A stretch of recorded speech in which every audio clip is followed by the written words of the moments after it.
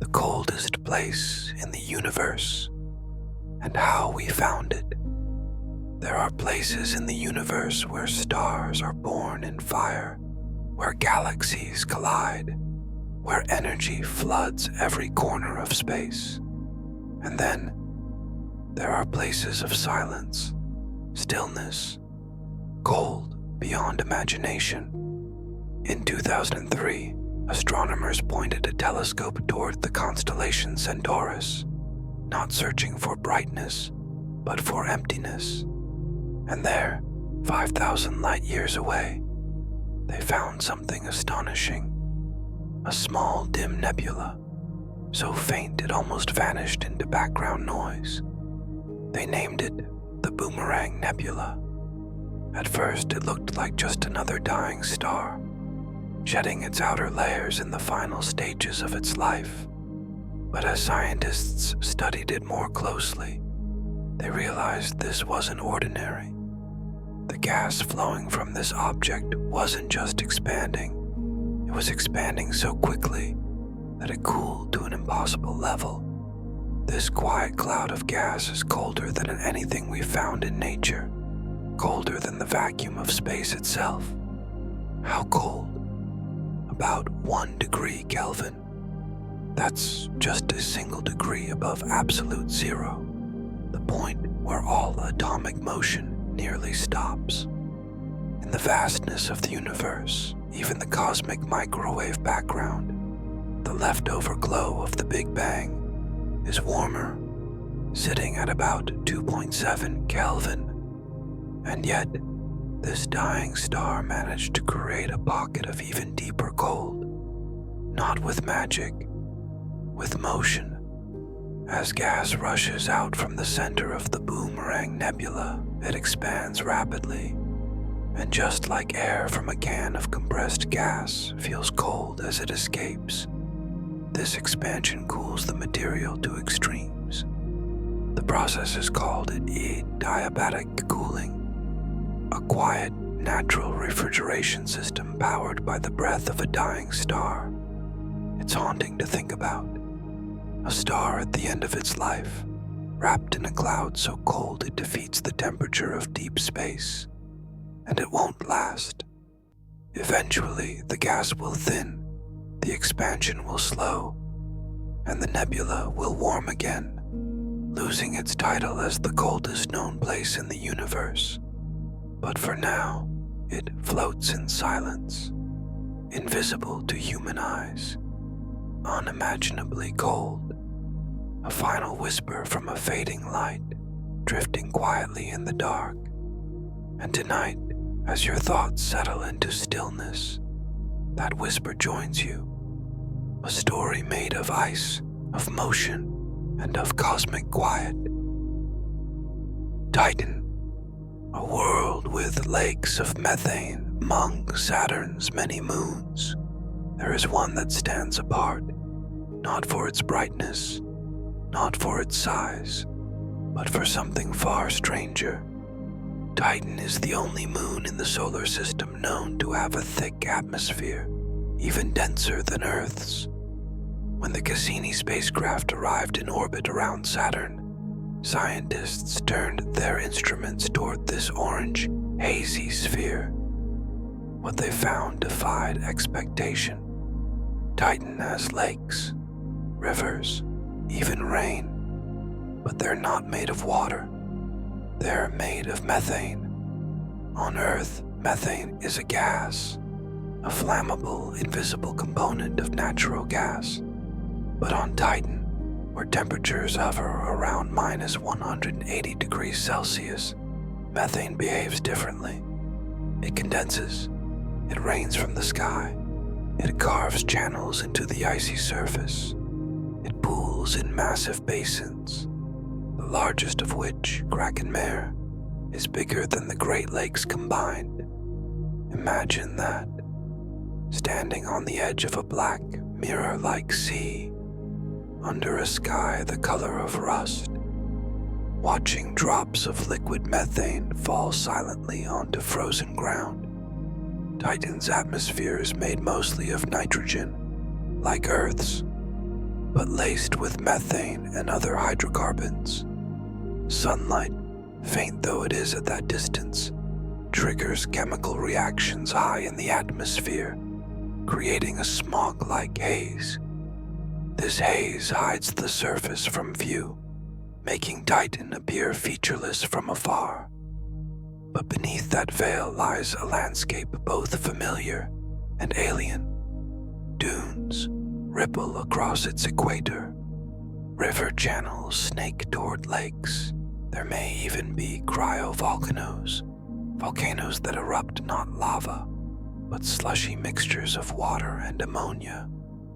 In 2005, the Huygens probe descended through Titan's clouds. For 2.5 hours it fell, measuring temperature, pressure, and composition before landing on solid ground.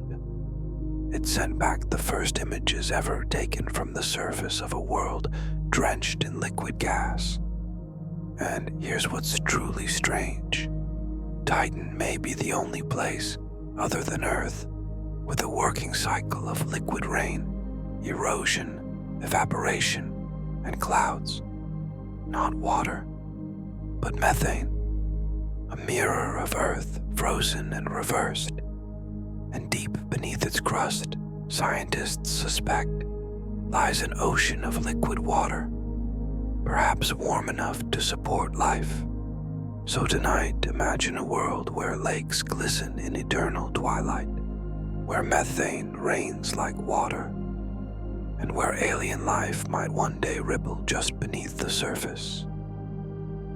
The Voyager Golden Record, a message to the unknown. In 1977, 2 spacecraft were launched into the dark, Voyager 1 and Voyager 2. Their mission was to explore the outer planets, but behind that mission was something quieter, stranger, and more poetic. Tucked inside each spacecraft was a small golden disc, smooth, reflective, about the size of a vinyl record. Not for navigation, not for science, but for communication. The Voyager Golden Record was created as a time capsule, a greeting, a message in a bottle cast into the cosmic sea. It contains the sounds of Earth, the crash of waves, a baby crying, footsteps, a kiss, music from across cultures and centuries, Beethoven and Bach, traditional songs from Senegal, Japan, Peru, greetings spoken in 55 languages, and one line recorded in English. Hello from the children of planet Earth. Etched onto the disc is a diagram, a map of sorts, showing how to find our solar system using pulsars. There's also a guide explaining how to play the record, using only pictures, because if it's ever found, it may be by someone who doesn't know what a record is, or what a human is. Carl Sagan and a small team spent over a year deciding what to include. They had to choose a single photograph of a mother with her child, a single poem, a single heartbeat. They knew the odds were low that anyone or anything would ever find it, but still, they sent it. Today, Voyager 1 is more than 24 billion kilometers from Earth. It's left the solar system entirely, drifting into interstellar space. The Golden Record goes with it, silent, unpowered, unchanged. It may float forever, for millions of years, through dust and distance, past stars that haven't formed yet. And if someone, somewhere, ever finds it, they will hear us, not just our science, not just our facts, but our voices, our music, our wish to be known. So tonight, imagine that, a golden disc tumbling through the black, still whispering softly across time. This is who we were. From a golden disc drifting through silence, let's move closer again, to a world we know well, yet barely understand. a giant wrapped in clouds and hidden power. Jupiter's magnetic field, stronger than anything on Earth. Jupiter is the largest planet in our solar system, a swirling storm world striped in color with moons that orbit like miniature planets. But size alone isn't what makes it so overwhelming. What surrounds Jupiter is invisible, but immense. It has the strongest magnetic field of any planet we've ever measured, nearly 20,000 times stronger than Earth's, and that changes everything around it. The source of this magnetism lies deep beneath Jupiter's clouds. Unlike Earth, which has a solid metal core, Jupiter is made mostly of hydrogen, but under the weight of its massive atmosphere, that hydrogen becomes compressed. At incredible pressure, it transforms into a rare form, metallic hydrogen, a fluid that conducts electricity like a metal. That liquid layer rotates rapidly, and just like a dynamo, it generates a magnetic field that reaches far beyond the planet itself. Jupiter's magnetosphere, the area controlled by this field, is so large it would appear bigger than the sun if we could see it in the sky. It traps particles, bends radiation, and shapes the environment for millions of kilometers in every direction. It also creates something beautiful. Around Jupiter's poles, charged particles spiral along magnetic lines, colliding with atoms in the upper atmosphere. The result is a glowing aurora, like Earth's northern lights, but far more powerful. These auroras shine not just in visible light, but in X-rays and ultraviolet. They flicker constantly, like the heartbeat of a planet made of storm and force. But this magnetic power is also dangerous. Radiation near Jupiter is intense, hundreds of times stronger than what would be safe for humans. It can damage spacecraft, destroy electronics, and pose serious challenges to future missions. Even the Galileo probe, designed for this environment, suffered from it. And yet, studying it reveals not only Jupiter itself, but how magnetic fields shape planets and space. It's a reminder that what we cannot see can still be massive.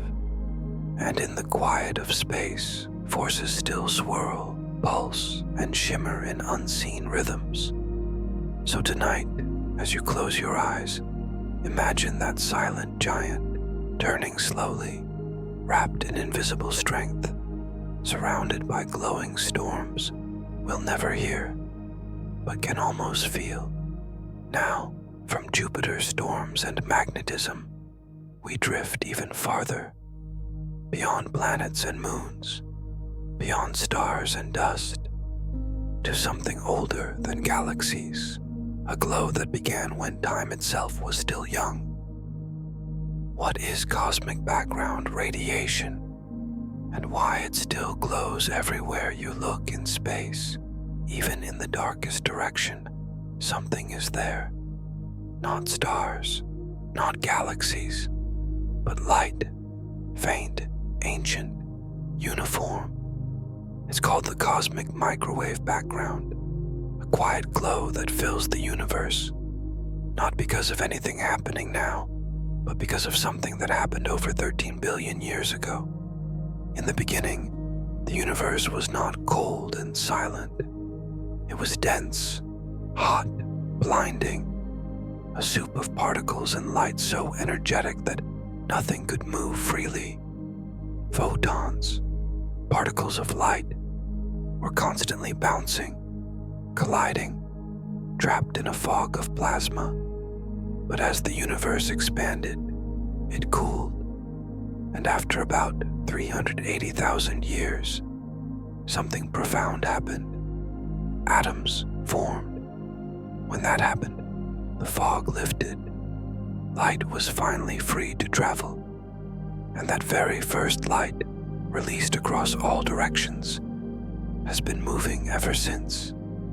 It's stretched by the expanding universe, cooled by time, and now it appears not as brilliant light, but as gentle microwaves, low-energy radiation, a whisper from the edge of time.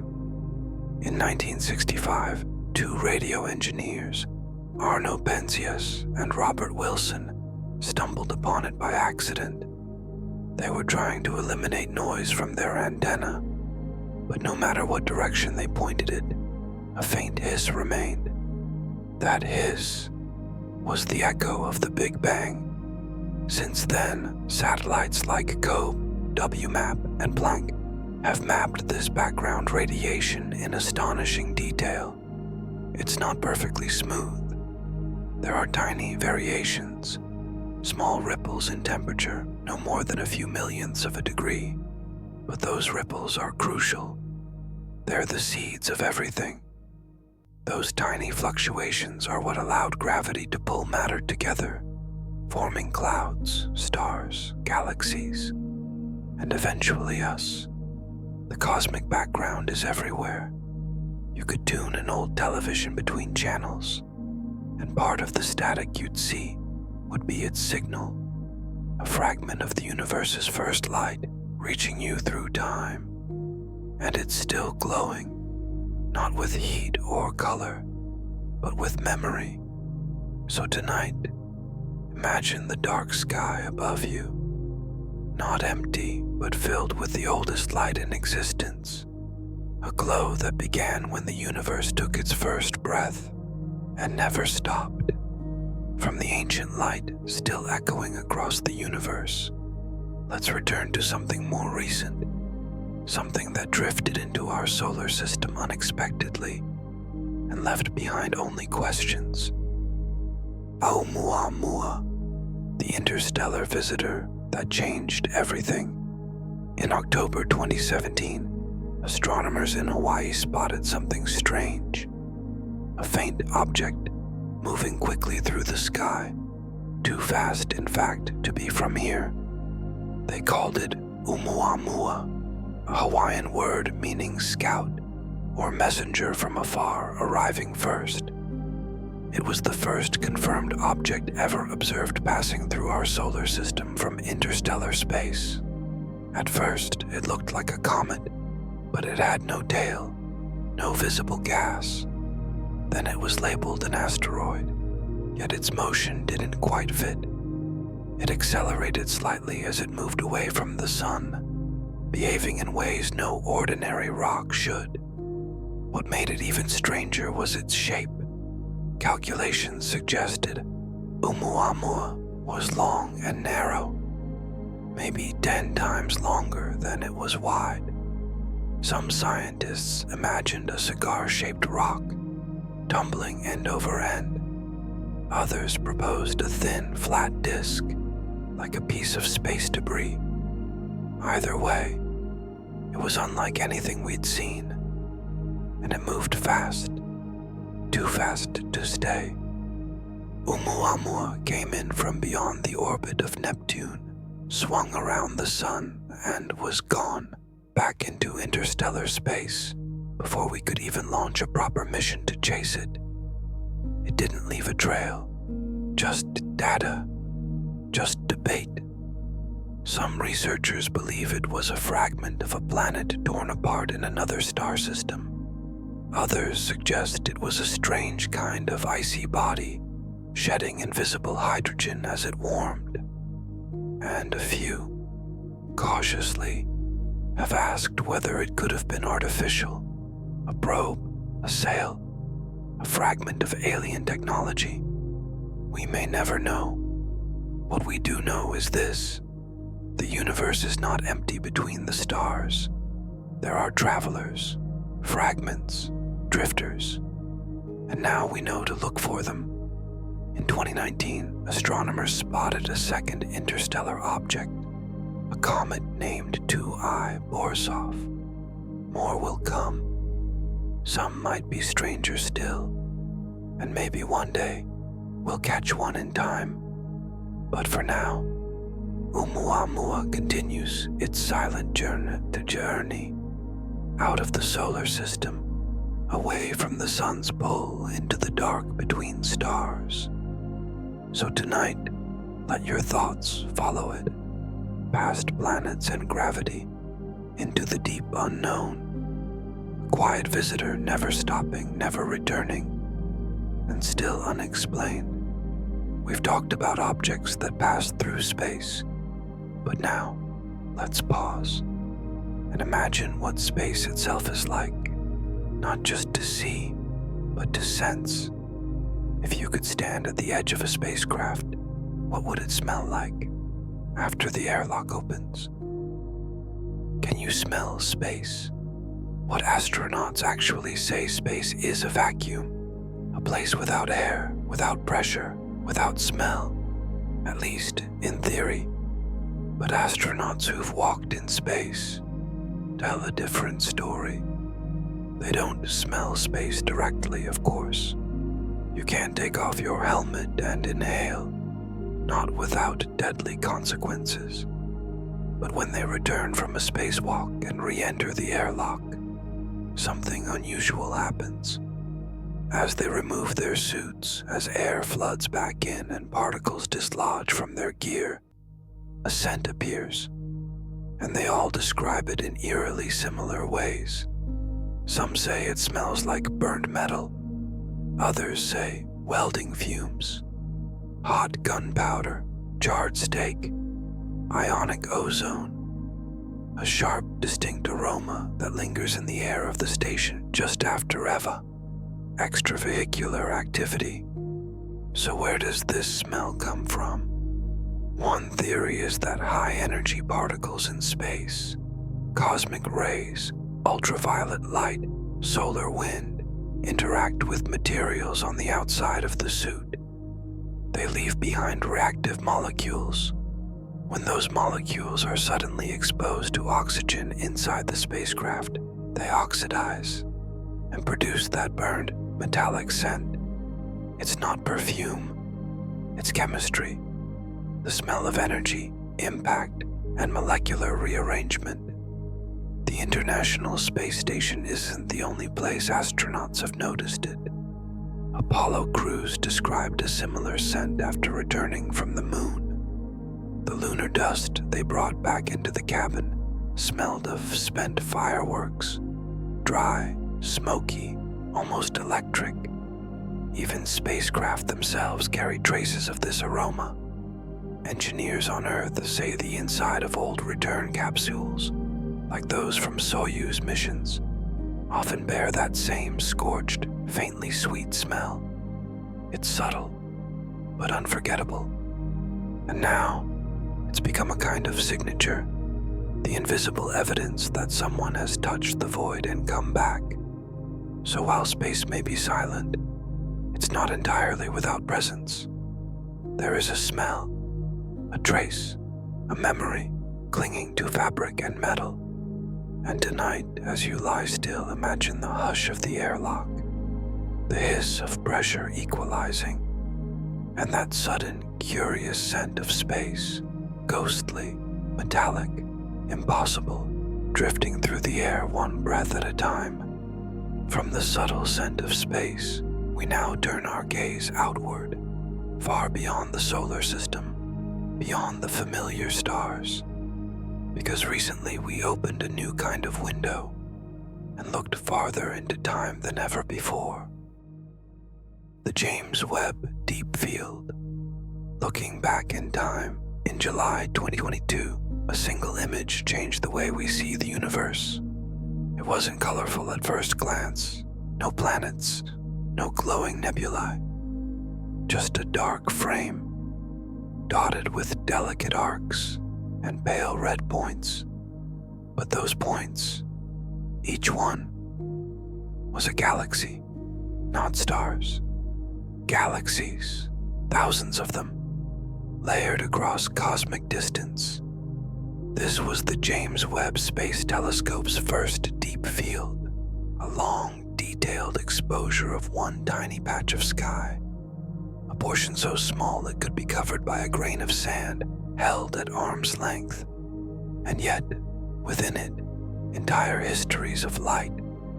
What made this image so special wasn't just how many galaxies it revealed, but how far back in time it looked.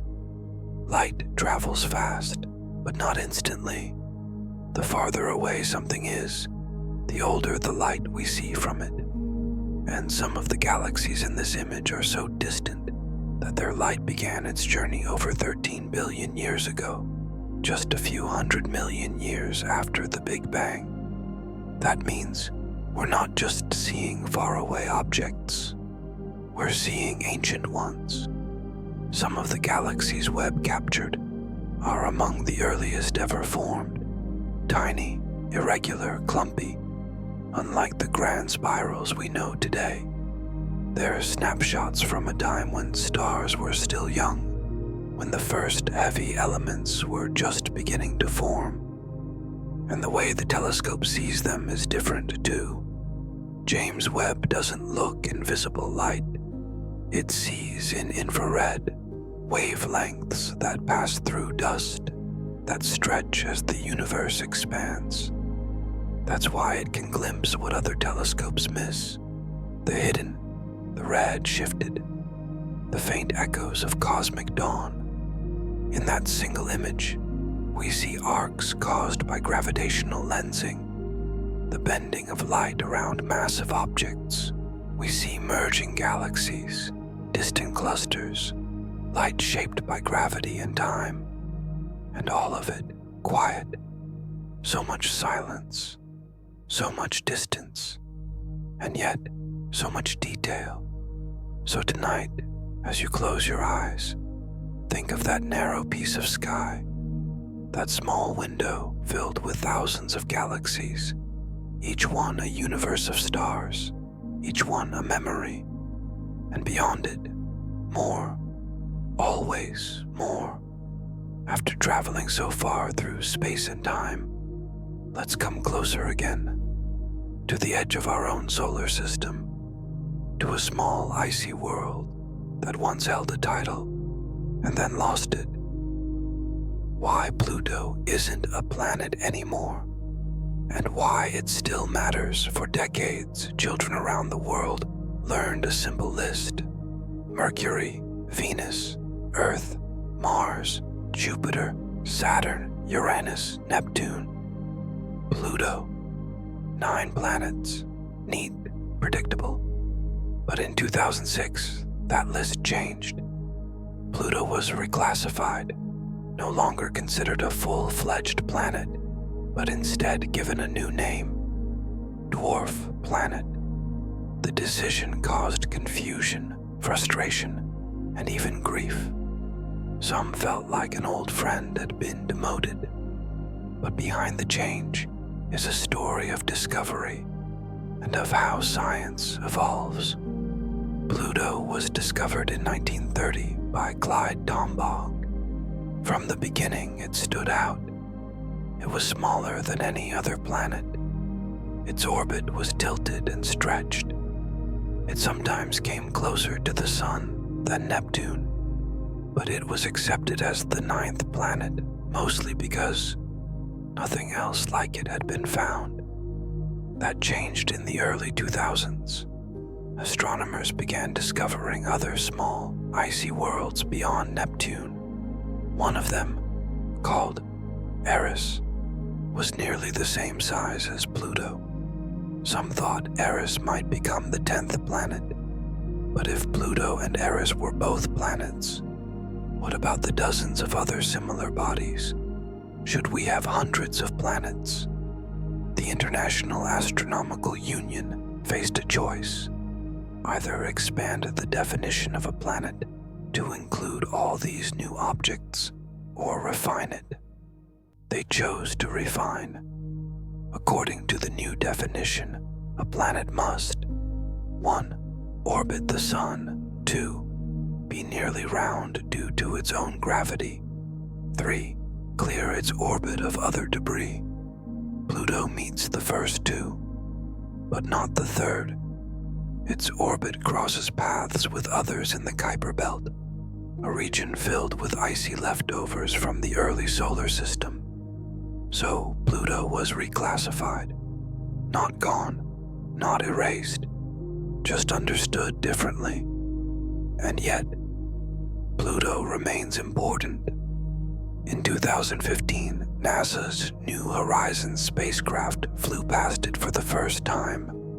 What it found was a complex, geologically active world, with ice mountains, nitrogen glaciers, and a heart-shaped plain. Small, but not simple. So tonight, as you rest, remember, sometimes things lose their names, but not their meaning.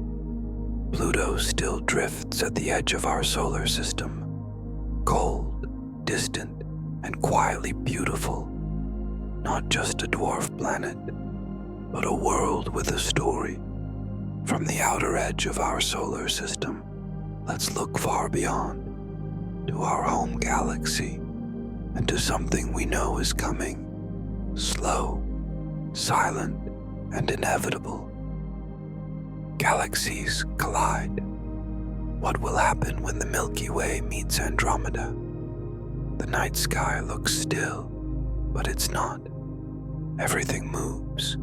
Stars orbit, clusters drift, and galaxies, vast collections of billions of stars, glide silently through the dark, including ours. The Milky Way is on a collision course, not tomorrow, not next year, but in about 4 billion years, it will meet another spiral galaxy, Andromeda, a majestic swirl of stars, slightly larger than our own, visible from Earth as a faint smudge in the night sky. They're approaching each other at nearly 400,000 kilometers per hour. It sounds catastrophic, a galactic crash. But space is wide. Even in galaxies packed with stars, the distances between those stars are enormous. So when two galaxies collide, almost no stars actually touch. Instead, their gravity dances. As the galaxies approach, their shapes distort. Tidal forces stretch their arms, pulling streams of star into long arcs. Clouds of gas crash together, triggering bursts of new star formation. Cosmic fireworks, bright and short-lived. Eventually, the galaxies will merge. Over millions of years, their spirals will dissolve, and they'll form a new shape, likely an elliptical galaxy, rounder and smoother than what we see now. Some call the future result Milkomeda, a combination of both names. What will happen to Earth? By then, the sun will be nearing the end of its life. Life on Earth may have already moved on, or moved elsewhere. But if someone or something is still here, they might look up and see a sky filled with strange new stars. Bright streams, twisting bands of light, the Andromeda core growing larger night after night, until the two galaxies swirl into one. And in the far future, even that new galaxy will drift, not toward anything, but away. Because the universe itself is still expanding, still stretching space between galaxies that aren't gravitationally bound. So this collision, beautiful, slow, and inevitable, may be one of the last great gatherings of stars before isolation grows. Tonight, imagine that meeting. Not an explosion, not chaos, but two galaxies, full of light and memory, slowly becoming one. A silent dance across millions of light years. Galaxies rise and merge over billions of years, but within them, each star lives a much shorter story. Let's pause now and follow one of those stories from beginning to brilliant end. How stars die. White dwarfs, neutron stars, and supernovas stars don't live forever. They are born in clouds of gas and dust, shine for millions or billions of years, and then fade. But the way a star dies depends on how it lived, especially how massive it was. Let's start with a star like our sun. Over time, its core will run low on hydrogen, the fuel that powers its light. As fusion slows, the core contracts and heats up. The outer layers expand. The star becomes a red giant, swollen and cooler, but still glowing. Then slowly it sheds its outer layers into space, forming a soft, glowing cloud, a planetary nebula. What remains at the center is small, dense, hot, a white dwarf, about the size of Earth, but with the mass of the sun, so dense that a single teaspoon of it would weigh several tons, no longer fusing atoms, just cooling slowly over billions of years, like a cosmic ember. But not all stars go so quietly. More massive stars, 8, 10, 20 times the mass of our sun, live faster, burn hotter, and die more violently. When their cores can no longer sustain fusion, they collapse inward in an instant, triggering an immense explosion, a supernova. For a brief time, a single star can outshine an entire galaxy. The explosion sends elements into space: iron, oxygen, gold, the raw material for planets, for life. What remains behind depends on the mass. If the core is as us, but not too heavy, it becomes a neutron star, an object no bigger than a city, but denser than anything else in the universe besides black holes. So dense that protons and electrons are crushed into pure neutrons. A teaspoon would weigh billions of tons. Some neutron stars spin rapidly, sending out beams of radiation like a lighthouse. We call those pulsars. And if the core is even more massive still, gravity wins. The star collapses into a black hole, not an object, but a region of space where not even light can escape.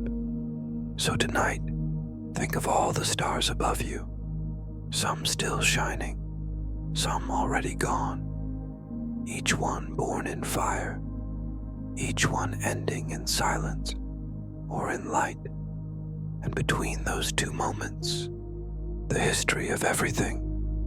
We've seen how stars end their lives in brilliance or collapse, but now, let's turn to something quieter. Two distant worlds, cold and overlooked, yet more mysterious than they seem. The ice giants. Why Uranus and Neptune are so strange. At the edge of our solar system lie two planets that often escape attention. They're not the largest, not the brightest, but they are among the most puzzling. Uranus and Neptune, the ice giants. Unlike Jupiter and Saturn, which are mostly hydrogen and helium, these two are rich in heavier elements: water, ammonia, methane. These compounds form icy slush deep within their atmospheres, giving them their name. But the mysteries go far beyond composition. Start with Uranus. It's tilted so far that it essentially rolls around the sun on its side. Its axis is tipped at 98 degrees, meaning its poles take turns facing the sun for decades at a time. No other planet does this. Why? Some scientists believe Uranus suffered a massive collision early in its history, a glancing blow from a protoplanet that knocked it sideways. That impact may have also disrupted its internal layers, creating a planet that spins like no other. Its magnetic field is tilted and off-center. Its atmosphere is quiet, oddly lacking in the dramatic storms seen on other gas giants. And its temperature, surprisingly cold. In fact, it's the coldest planet in the solar system, even colder than Neptune, which is farther from the sun. Neptune, by contrast, is wild. Its deep blue color comes from methane in its upper atmosphere, but beneath that lies dynamic weather, the strongest winds in the solar system, reaching speeds of over 2,000 kilometers per hour. In the 1980s, Voyager 2 captured images of a massive dark storm, the Great Dark Spot, a kind of hurricane larger than Earth. And yet, Neptune radiates more heat than it receives. Its interior is still warm, for reasons we don't fully understand. Some theorize a hot core or residual heat from formation. Others suggest unknown processes still at work deep below. These two worlds may hold clues to how planets form, not just here, but in exoplanetary systems across the galaxy. Many discovered exoplanets resemble ice giants more than gas giants or Earth-like worlds. So tonight, as you drift into rest, picture those distant orbs, blue, quiet, spinning in darkness, tilted, stormy, cold, strange in ways we're still learning to describe. From the cold, tilting giants at the edge of our solar system, let's shift into something more speculative, an idea that stretches not just science, but imagination itself. What if, instead of living on planets, we lived around stars? Could we live inside a Dyson sphere? The wild megastructure idea. In 1960, physicist Freeman Dyson proposed a thought experiment. If an advanced civilization wanted more energy than a planet could provide, why not capture the full power of a star? Not with solar panels on rooftops, but with a structure built in space that would surround the star and absorb its energy directly. This became known as the Dyson sphere. In science fiction, it's often imagined as a solid shell, a vast metal globe enclosing a star, with people living on the inner surface. But in reality, such a structure would be unstable. A solid sphere would collapse under its own gravity or drift dangerously. More realistic versions are lighter and looser.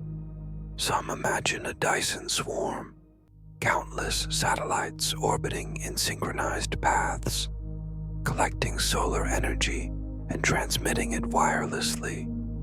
Others suggest a Dyson bubble, vast solar sails held in place by the balance between radiation pressure and gravity. The scale is almost impossible to grasp. To build even a partial Dyson swarm, you'd need more material than exists on Earth. Mining planets, dismantling moons, harvesting asteroids. It would take technology far beyond our own, and time measured in centuries. But the payoff would be enormous. Access to nearly 100% of a star's energy, enough to power megacities, interstellar travel, artificial worlds, perhaps even consciousness itself. Could it ever be real? Some astronomers think it's possible that Dyson-like structures might exist elsewhere. In fact, they've proposed searching for them, not by looking for the structure itself, but by detecting waste heat. A Dyson sphere would absorb starlight and re-emit it as infrared radiation. A star that looks dim in visible light, but unusually bright in infrared, could be a clue. In 2015, one star, KIC 8462852, also called Tabby Star, drew attention for its strange dimming patterns. Some speculated a Dyson swarm, others pointed to dust or comets. The mystery isn't fully solved, but the idea remained. Maybe, somewhere out there, someone has already done it. So tonight, imagine that, not living under a sky, but inside it, a civilization orbiting its star like bees around a flame. Endless light, endless structure, and the quiet hum of a machine built to cradle the sun. Let's leave behind imagined megastructures and return to something real and much closer. A planet that seems like Earth's twin from afar, but up close could hardly be more different. What a day feels like on Venus. Wind, heat, and clouds of acid.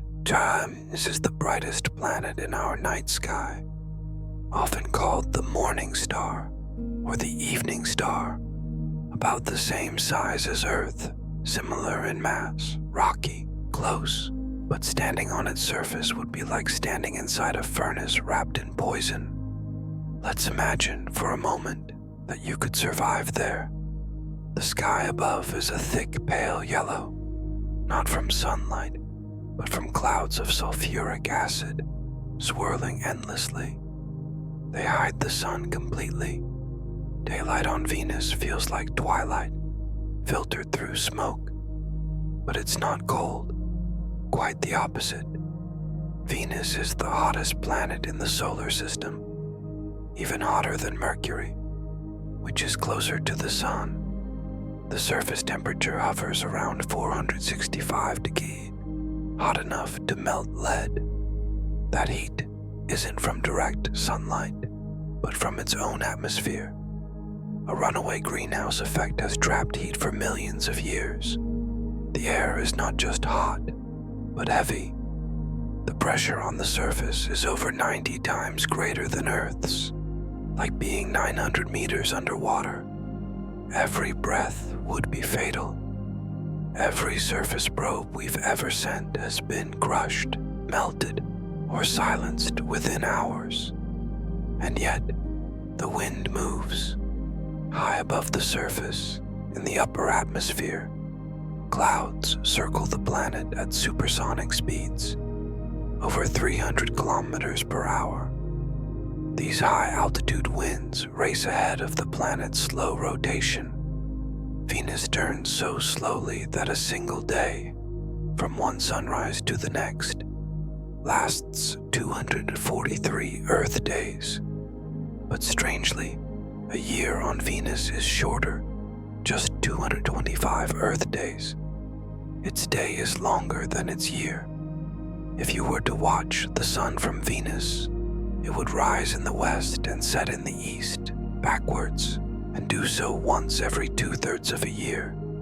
Despite its hostility, Venus is a point of fascination. Some scientists believe life may exist high in its atmosphere, where temperatures and pressures are less extreme.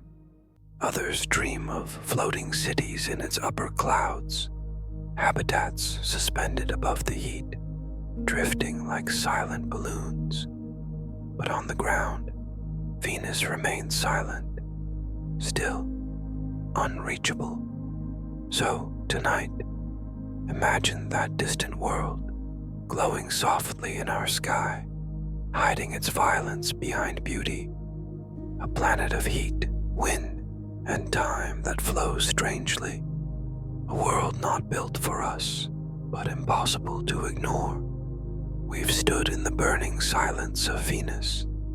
But now, let's travel outward, past Mars, past Jupiter, past the final giant planets, out to the solar system's quiet edge, where sunlight weakens and something ancient waits in the cold. The Kuiper Belt, a frozen border around the solar system, far beyond Neptune, where the planets end and space seems to begin. There is a region that isn't empty. It's filled with ice, dust, remnants of early formation. This is the Kuiper Belt, a vast ring of frozen objects that circles the sun like a forgotten halo. It begins around 30 astronomical units from the sun. That's 30 times farther than Earth, and stretches out to about 50 AU. But it's not a wall. It's more like a fading field, full of debris left over from the birth of the solar system. Some of these objects are small, no bigger than rocks. Others are hundreds of kilometers wide. Pluto lives here. So does Haumea, shaped like an egg. Makemake, red and distant.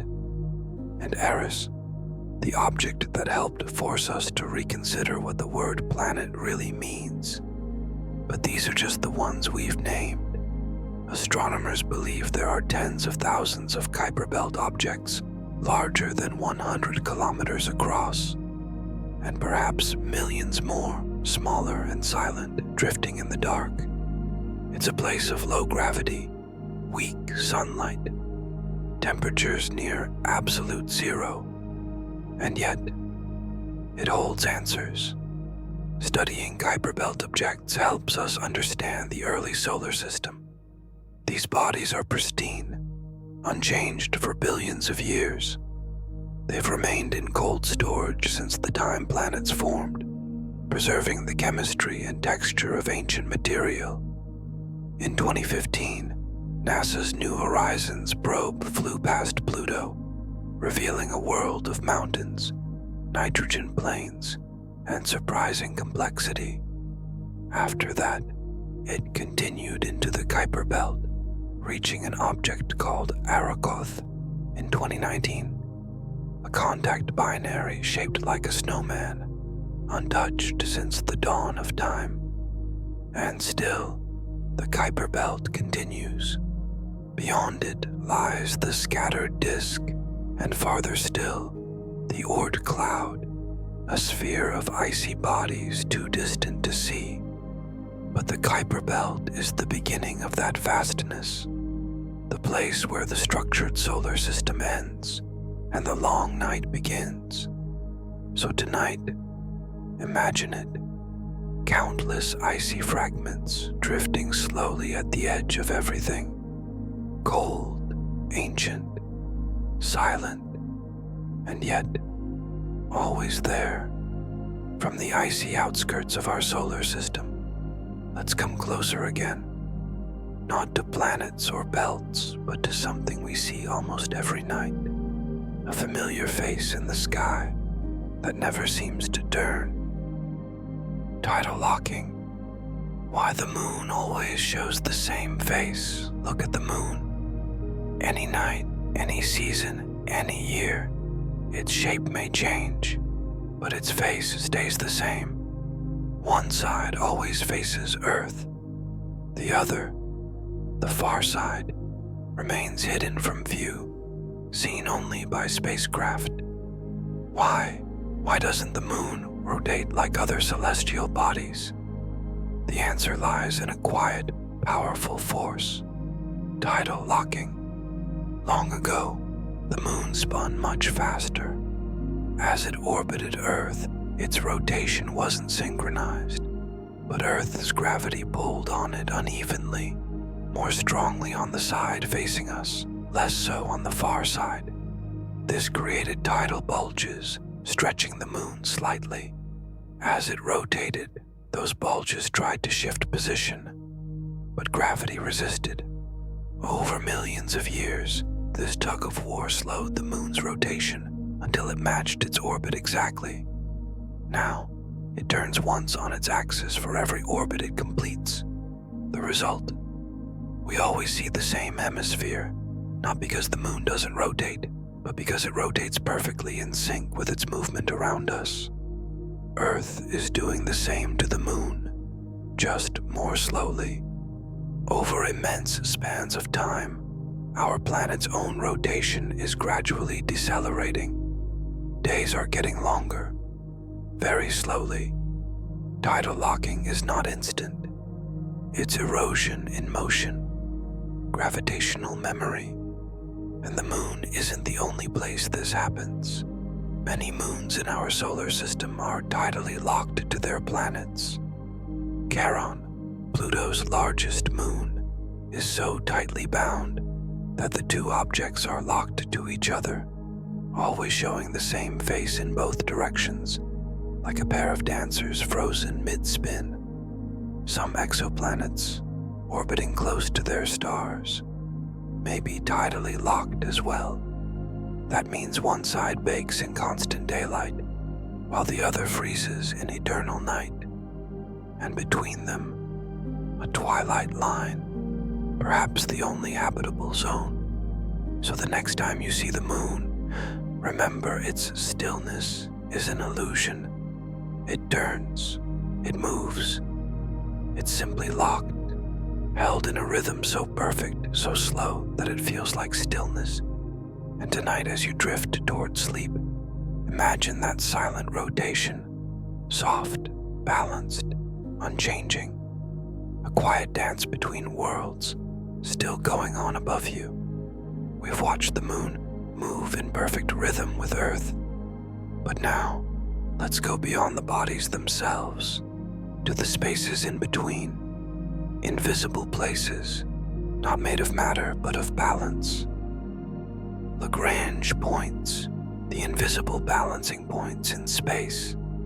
Not everything in space is anchored to a planet or a star. Some places are held not by mass, but by math. These are the Lagrange points, 5 special positions in space where gravity and motion come together in perfect harmony. Imagine 2 objects, like the Earth and the Moon, or the Earth and the Sun, locked in orbit. Their combined gravitational pull creates a shifting field around them, but in exactly the right spots, that pull balances out. At those points, a smaller object, like a satellite, can remain almost perfectly still relative to the larger 2. No fuel, no thrust, just floating in gravitational equilibrium. There are 5 Lagrange points in any 2-body system. L1 sits between the 2 bodies, a spot where gravitational forces and orbital motion cancel each other out. The James Webb Space Telescope orbits near Earth's L2 point, just beyond Earth, always in Earth's shadow, with a clear view of deep space. L2 lies just beyond the smaller body, a perfect perch for observing the dark, cold universe without interference. L3 is on the far side of the larger E, hidden from view, like a shadow behind the sun. L4 and L5 form an equilateral triangle with the 2 large masses, stable zones where dust, asteroids, or even spacecraft can settle comfortably. Some of these points are stable, like gentle valleys where objects tend to stay.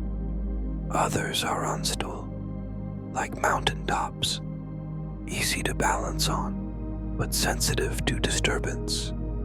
In fact, Jupiter's L4 and L5 points are filled with Trojan asteroids, ancient rocks that have shared its orbit for billions of years, held in place by the quiet tug of balance.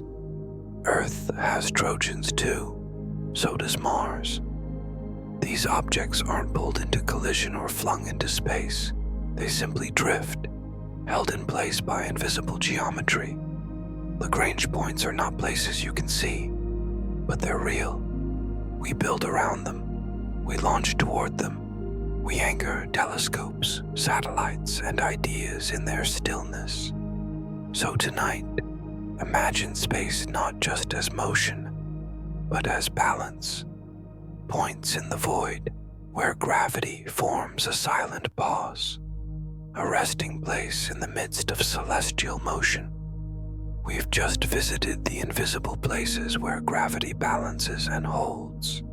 But now, let's turn to something more intense, a place where gravity doesn't pause, it devours, a place long thought unseeable until we saw it. Can you see a black hole? How we photographed the unseeable. For most of history, black holes were invisible, not just because they were far away, but because, by definition, they don't emit light. No glow, no surface, just a shadow in space where gravity is so strong, not even light can escape. So how do you photograph something that can't be seen? You don't capture the black hole itself. You capture its effect. In 2019, the Event Horizon Telescope, a global network of synchronized radio observatories, released the first ever image of a black hole. It wasn't a telescope in space, but a collection of ground-based dishes scattered across the Earth in Chile, Hawaii, Spain, Antarctica, and more. Together, they acted like a planet-sized lens. They focused on a galaxy called Messier 87, over 55 million light-years away. At its center, a supermassive black hole, billions of times the mass of our sun. Around it, a swirling disk of hot gas and magnetic energy, spinning near the speed of light. That gas emits radiation, not from the black hole itself, but from just outside it, right at the edge of what's called the event horizon, the point of no return. What we saw in that now famous image was a glowing ring, brighter on one side due to the Doppler effect, where light is boosted by the speed of rotation. In the center, a dark patch, not empty space, but the black hole's shadow. It wasn't just a scientific achievement. It was confirmation.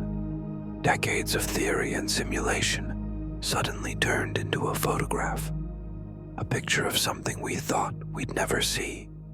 And in 2022, the same technique was used again, this time to image the black hole at the center of our own galaxy, the Milky Way.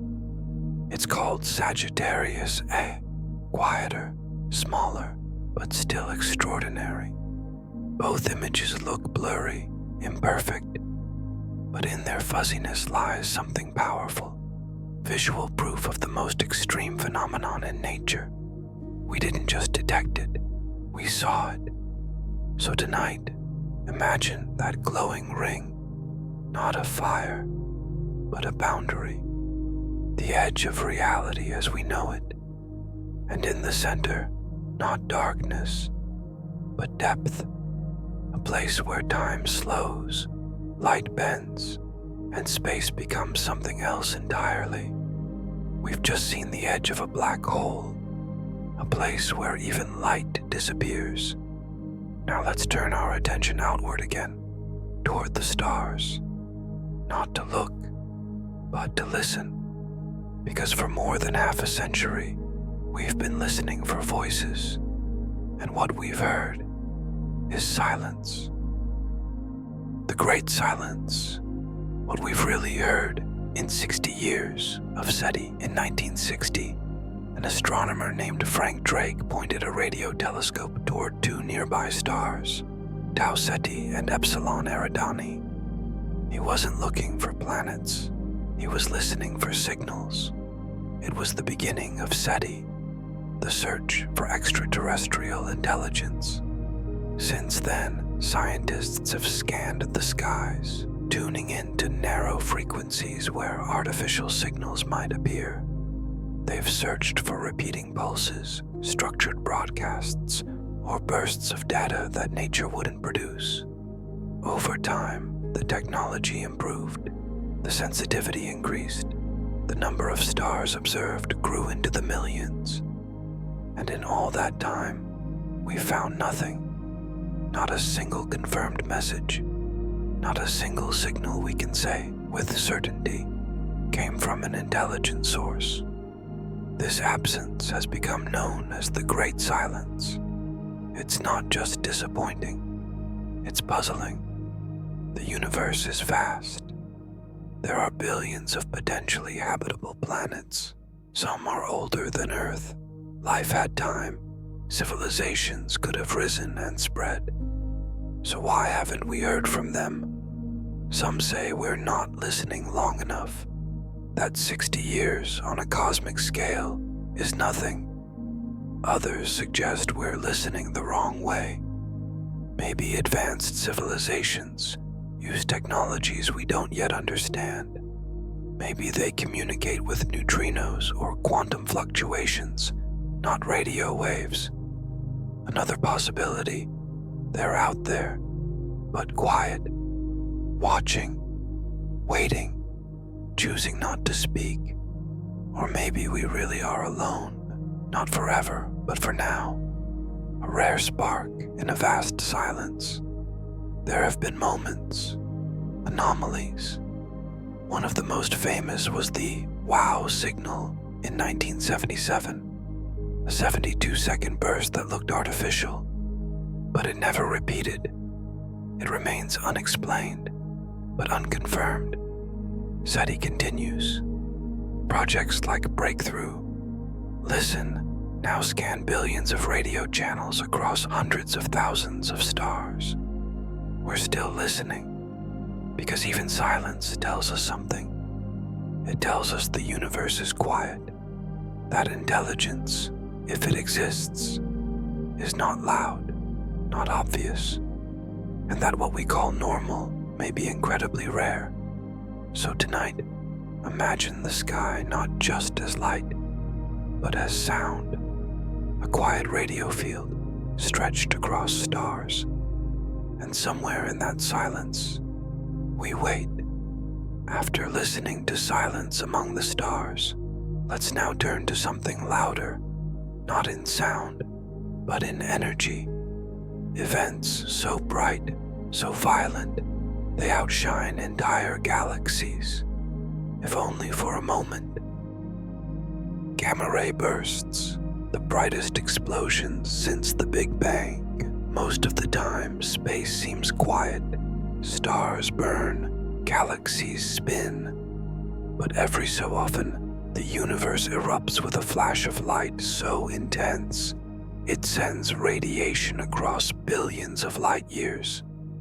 These are gamma ray bursts, the most powerful explosions we've ever observed. They were discovered by accident in the late 1960s. US satellites designed to detect nuclear tests picked up mysterious high-energy flashes coming from space. At first, no one knew what they were.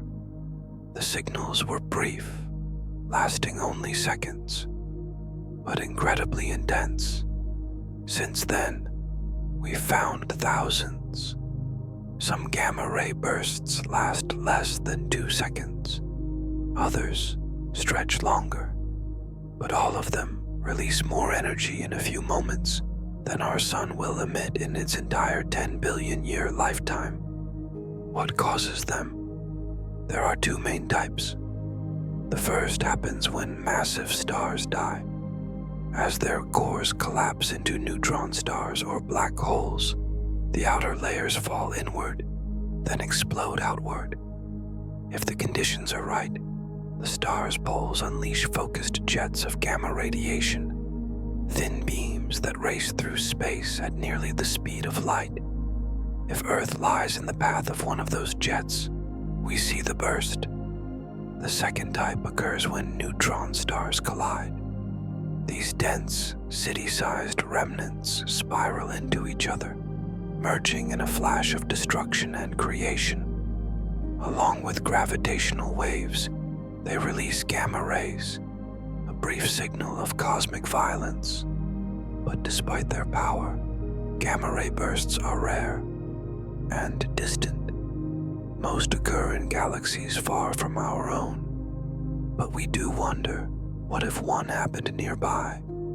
If a gamma ray burst struck Earth head-on from close range, it could damage the atmosphere, strip away protection, cause extinctions. It's one of the only cosmic events capable of sterilizing a planet, but the odds are low. We've never seen one in our galactic neighborhood. Still, we watch.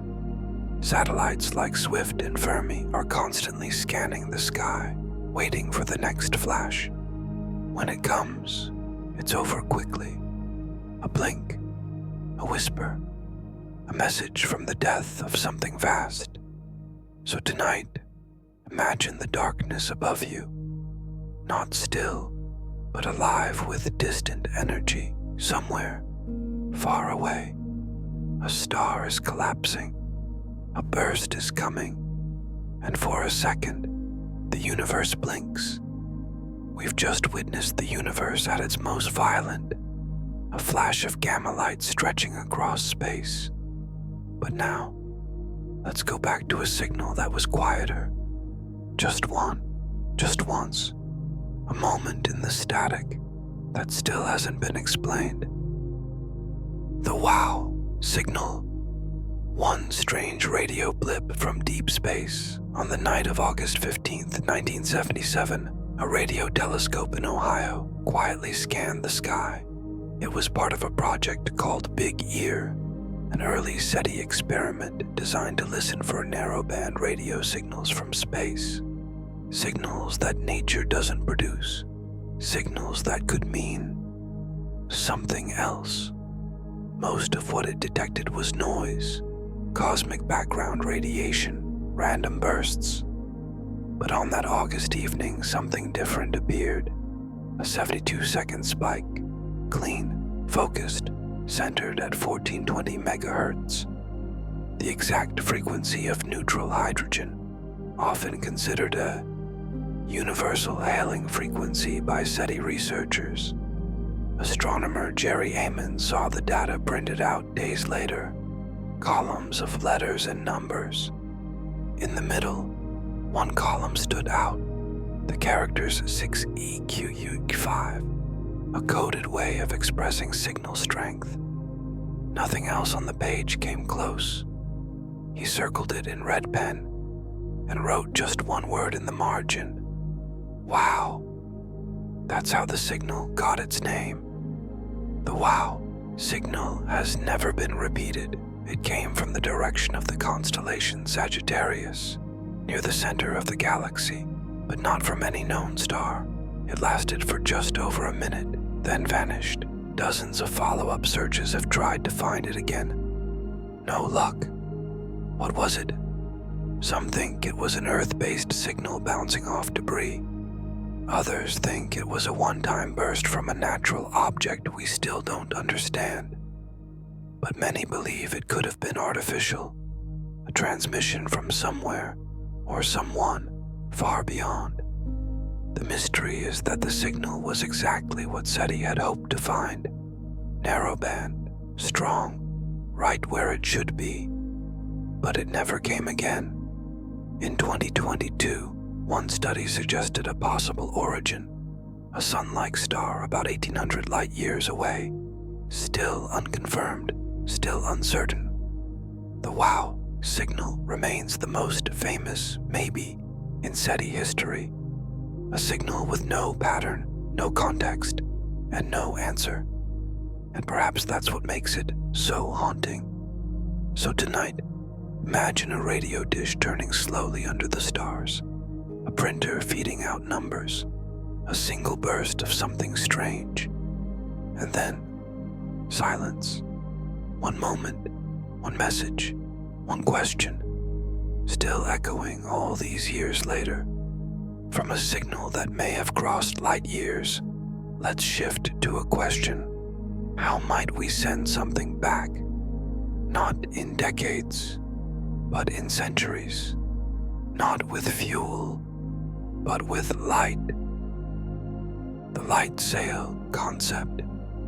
Traveling with nothing but sunlight, space is vast.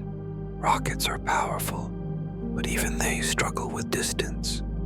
Fuel runs out, speed fades. But what if we could travel without fuel at all? That's the idea behind a light sail, a spacecraft pushed not by engines, but by sunlight. It sounds like science fiction, but the physics is real. Light carries momentum, not much, but enough. When photons, the tiny packets of light, hit a reflective surface, they exert a small push. Multiply that push across a large, ultra-thin surface, and you get acceleration. Tiny at first, but constant. In space, where there's no friction, even a slow, steady push can become fast over time. A light sail works like a solar sailboat, catching the stream of sunlight instead of wind. It doesn't need fuel. It just needs a giant, lightweight surface, often made of reflective material like mylar or captain, and enough time. The concept has been tested. In 2010, Japan launched Ikaros, the first interplanetary solar sail. It unfurled its sails in space and successfully used sunlight to change its trajectory. In 2019, the Planetary Society's LightSail 2 mission demonstrated controlled flight using solar pressure, orbiting Earth with nothing but photons. But the dream goes farther. Some scientists and engineers are working on laser-driven light sails, where powerful ground-based lasers would beam focused energy at the sail, pushing it to enormous speeds. A project called Breakthrough Starshot aims to send tiny probes to Alpha Centauri, our nearest star system, within a human lifetime. To do that, they'd need to accelerate a sail to 20% the speed of light, reaching another star in just over 20 years. The spacecraft would be gram-sized, but the speed, unimaginable. Challenges remain: controlling the sail, surviving interstellar dust, communicating across light years. But the core idea is simple. Let light do the work. No rockets, no fuel tanks, just mirrors and momentum. So tonight, imagine a thin silver sheet floating silently in space. No flame, no noise. Just sunlight pressing gently against it. Day after day, year after year, until it drifts between stars. A sail for the darkness. From sails drifting on sunlight, let's follow the wind itself. Not the kind you feel on Earth, but something much older, much larger. A wind that comes from the sun and eventually fades into silence. The heliopause, the fading edge of the solar wind. The sun doesn't just shine, it blows. Every second it releases a stream of charged particles, electrons, protons, and ions that rush outward in all directions. This stream is called the solar wind, and it fills the entire solar system. It's invisible, but it's powerful. It shapes planetary atmospheres. It creates auroras on Earth and storms on Mars. It bends magnetic fields and distorts comets into glowing tails. And it doesn't stop at the planets. The solar wind keeps going until it doesn't. Eventually, it reaches a place where it can't push any farther. A boundary, a frontier. This is the heliopause, the outer edge of the sun's influence, where the solar wind slows down and yields to the pressure of interstellar space. Beyond it, the space between stars begins. The heliopause isn't a sharp wall. It's a fading transition, a place where two winds meet. The outward flow from our sun and the incoming interstellar medium. A thin, ancient fog of particles drifting between stars. In 2012, Voyager 1 crossed this boundary. It had already traveled past all the planets, past Pluto, past the Kuiper Belt. For over 35 years, it had flown outward. Then it passed into something new. The data changed, the particle counts dropped, the magnetic field shifted, and the probe entered interstellar space, not outside the galaxy, but outside the sun's protective bubble. Voyager 2 followed in 2018. Both spacecraft are still transmitting, still drifting, and the heliopause continues to expand and contract slightly, depending on the sun's activity. Inside the heliosphere, the region shaped by the solar wind, we are shielded from some forms of cosmic radiation. It's a kind of soft barrier, not absolute, but real. Beyond it, The galaxy is different. Colder, older, less familiar. One day, perhaps, future missions will explore that space more fully. But for now, only 2 human-made objects have ever crossed the heliopause, and both are still whispering home. So tonight, imagine that edge. Not a wall, but a breath fading into silence. The last reach of the sun's wind, a boundary we barely touched, and beyond it, the stars. We've crossed the edge of the sun's domain into deep space, but even out there among distant stars, we've begun to find something remarkable. Worlds with skies of their own. Alien atmospheres. What we found on distant exoplanets. When astronomers first discovered planets beyond our solar system, exoplanets, they found gas giants. Hot, massive, fast orbiting, too far away to study in detail. Just faint dips of starlight, hints, but technology moved forward. And now, not only can we detect those worlds, we can begin to study their atmospheres, not by visiting them, not by flying through their clouds, but by watching the way their starlight changes as the planets pass in front of their stars, a method called transit spectroscopy. When a planet crosses its star, some of the starlight filters through the planet's atmosphere. Molecules in that atmosphere absorb specific wavelengths of light, creating a kind of fingerprint. From Earth or from orbiting telescopes, we can read that fingerprint. And what we've found is astonishing. Some exoplanets have clouds of glass, literally silicates suspended in superheated skies.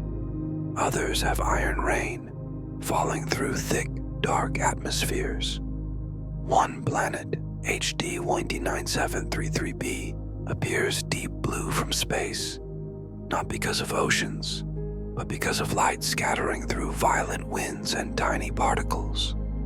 Some atmospheres are rich in hydrogen and helium, like Jupiter. Others contain sodium, potassium, even water vapor. In 2019, researchers detected water in the atmosphere of K218b, a super-Earth in its star's habitable zone. Does that mean it's habitable? Not yet, but it's a beginning. We've also found carbon dioxide on gas giants, methane, ammonia. These elements tell us about pressure, temperature, chemistry, and sometimes even about the structure beneath.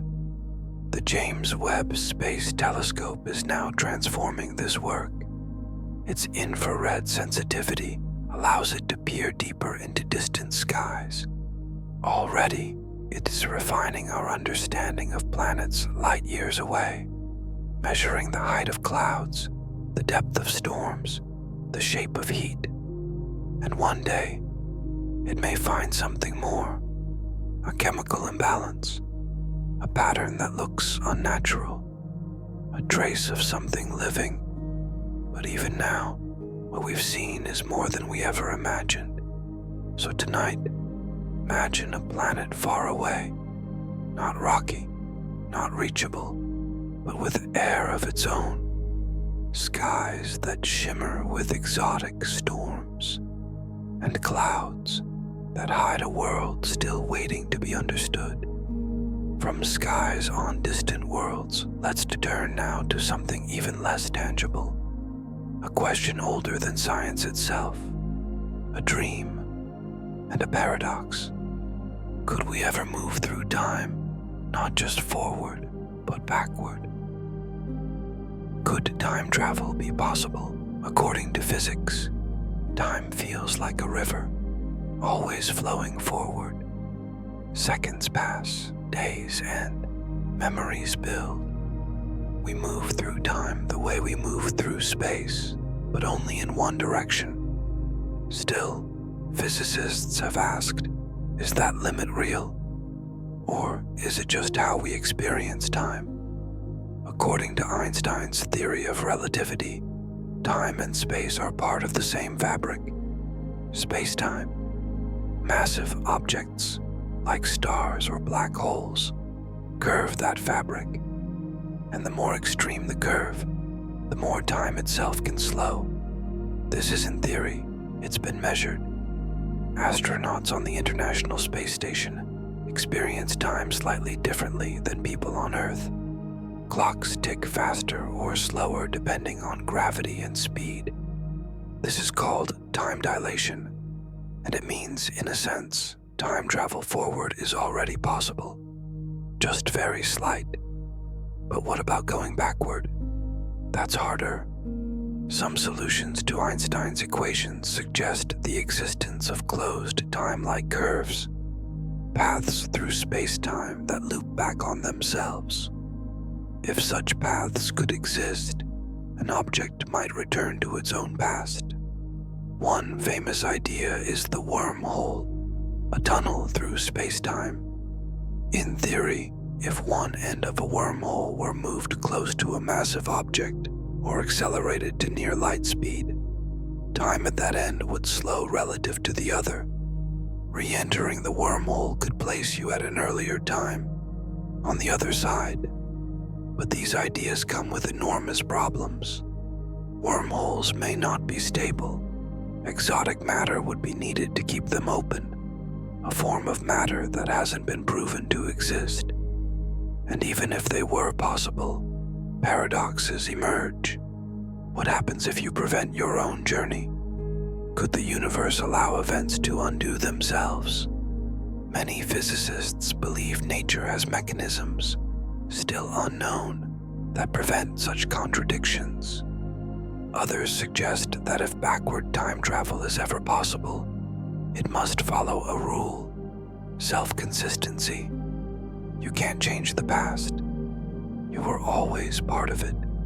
Still, others wonder whether time travel might lead not to your past, but to a different one, a branch of time, a parallel timeline. For now, it remains imagination, grounded in equations, constrained by reality, but never fully ruled out. So tonight, as the seconds pass softly around you, think of time not as a line, but as a landscape, one we walk through, one we bend slightly, and maybe, one day, one will travel more freely than we ever thought possible.